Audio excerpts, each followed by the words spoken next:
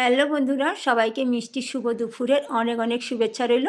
আজকে আমাদের কাতলা মাছ নিয়ে এসে আমি মাছটাকে ভালো করে ধুয়ে নিয়েছি। এতে কিন্তু পেটি আর গাদা দুটোই রয়েছে। এখন ভালো করে লবণটা মাখিয়ে নেবো। আমি কিন্তু শুধু লবণ দিচ্ছি, হলুদ দেব না। এই মাছের আজকে দই কাতলা করব। মাছের মধ্যে ভালো করে লবণটা মাখিয়ে নিয়েছি। এখন 2 মিনিটের জন্য ঢাকা দিয়ে রেখে দেবো।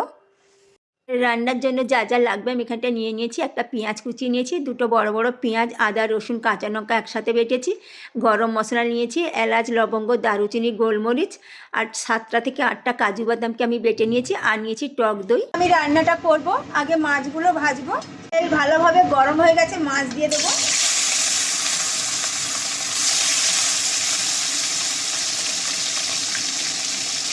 এই মাছগুলো ভাজা হয়ে গেছে, এখন আমি তুলে নেব।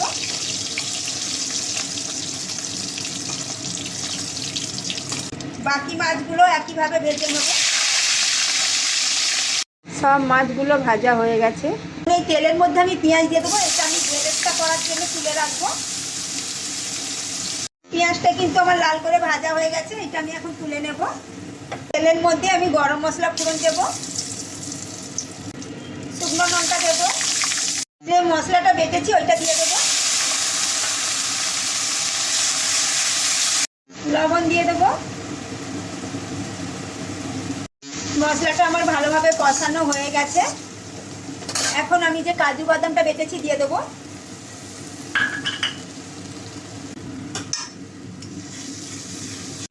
আমি কিন্তু আর কোনো মশলা এর মধ্যে ব্যবহার করব না। এখন শুধু দইটা দেব। মশলাটার মধ্যে অল্প করে জল দিয়ে আর একটুখানি কষিয়ে নেব। দিয়ে কটা কাঁচা লঙ্কা দিয়ে দেবো।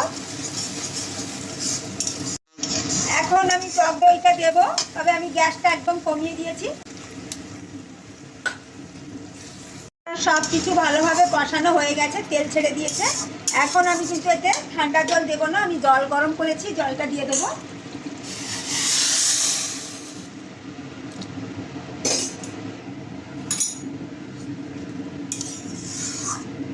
ভালোভাবে ফুটে গেছে, এখন মাছগুলো দিয়ে দেবো।